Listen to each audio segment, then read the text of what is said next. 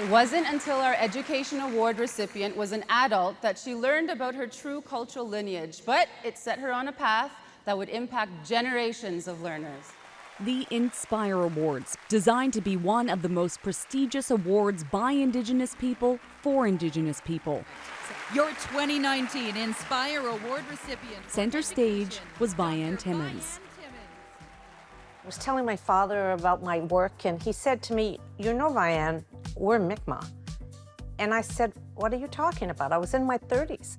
And he said, "Well, we're Mi'kmaq, but I was raised to be ashamed of it. And so I hid it all my life." She was nominated for the award based on her work defending and advocating for Indigenous education. Every day I find new strength in knowing who I am. I'm still learning my own, and every time I learn something new about my culture and my history, I'm excited and I'm sad. I'm sad that I wasn't raised knowing it, but excited that I have the opportunity to learn more. But Vianne Timmons wants to make one thing very clear. There's never been a time that I have ever said, I am Mi'kmaq.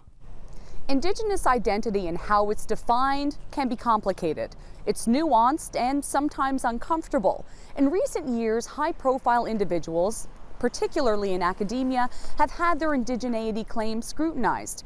CBC's investigation was prompted by questions from individuals right across Canada. Well, I'm of Mi'kmaq heritage. I'm proud to say that I am of Mi'kmaq descent. Timmons has been public about her ancestry, her father's shame, and how it has emboldened her in her quest toward equity in education for Indigenous students. And despite her claims now that she has never said she was Mi'kmaq, Timmons has claimed membership in a Mi'kmaq band online as recently as 2018.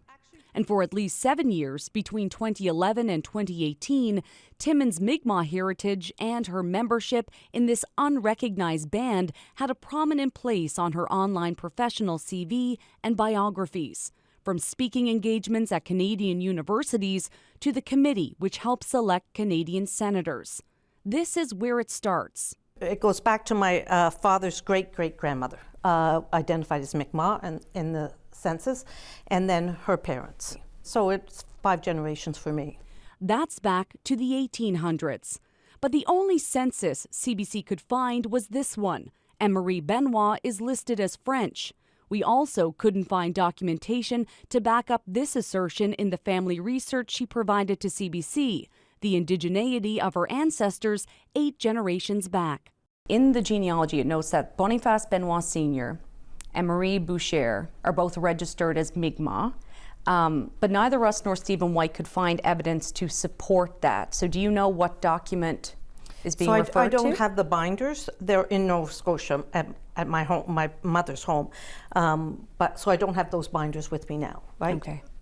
But they would have been registered in the census, I would assume, but I don't have those documents. And in an interview with Stephen White, who you had mentioned before, does research and is one of the foremost experts in this, he said that his research has determined that Boniface Benoit Jr. and Madeleine Minette were both 1/16th Indigenous on both sides, meaning that their daughter, Marie Benoit, was 1/16th, being your great-great-great. Does that line up with what your father's research had told you? All I have is this document with me now, so I don't have those other documents. But, I mean, I have nothing to dispute what my father had in the genealogy. Okay. But we're not genealogy experts. Stephen White is. It's a puzzle, but somebody got into the box and threw away 3/4 of the pieces. He's a genealogist and professor at the University de Moncton.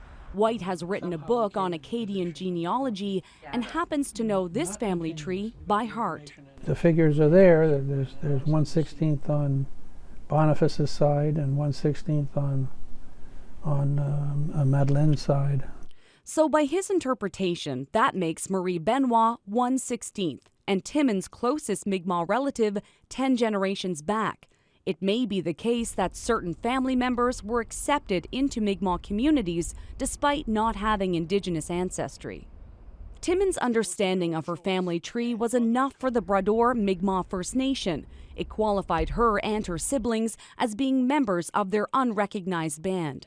They sent me actually a membership card to the Labrador band, and at that time I did acknowledge it. I think it was 2009, around there.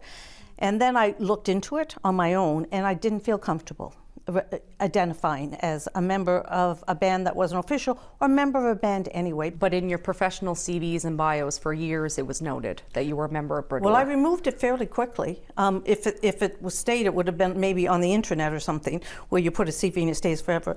But I did not, definitely in the last number of years, and I never used it as an identifier. In your biography for the Independent Senate Appointments Commission, that is a line when it says you're a member of Labrador. Okay, that would have been, I don't know the date of that, yeah. Okay. The Union of Nova Scotia Mi'kmaq does not recognize the Labrador First Nation. The federal government says it has never spoken with the group and it is not recognized. Labrador First Nation is still active today and says it will seek status. I do want to give her the benefit of the doubt of growing up, probably hearing that, no, being told that she is part of this community or has this ancestry, and probably had no reason to question it all throughout her whole life until it was too late.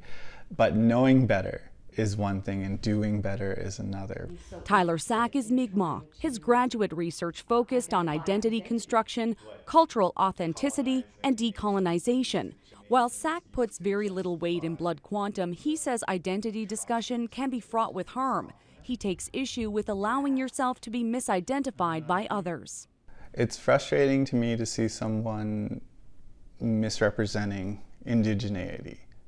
By claiming to be part of a First Nation that's A, unrecognized, and then B, not being able to contextualize the relations that they have within that community or to the greater nation as a whole. But Timmons says doors never opened for her because of her claims.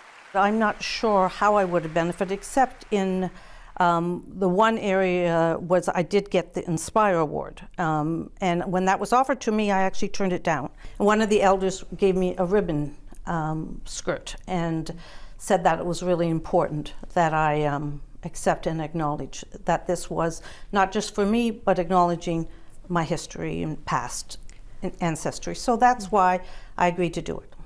But did the elder know that your full-blooded Mi'kmaq ancestor goes back to the 1600s? Yes. Not the 1800s? Yes. Timmons says she never clarified the record on her indigeneity publicly unless she was asked. That is, until now. Timmons sent this letter to students and faculty yesterday, saying the last number of decades have been a learning experience and a journey she is still on. She says, falsely claiming Indigenous identity is categorically wrong and harms Indigenous people. That is why I make the distinction I do about my heritage. I felt I was always very clear. I recognize the changing context of the world we live in and will be more cognizant in the future of when and how I share information about my heritage and strive to make the distinction even clearer. Ariana Kelland, CBC News, St. John's.